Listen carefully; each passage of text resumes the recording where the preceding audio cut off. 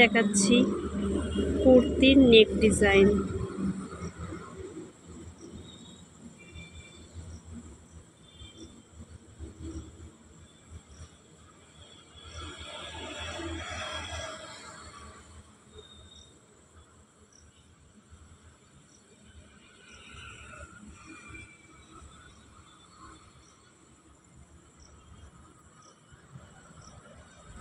ছোট ছোট কাট লাগিয়ে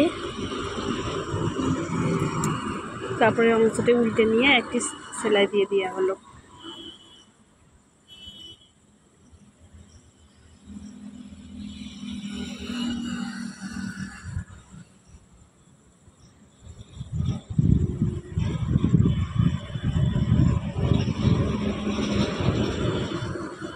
Now ready.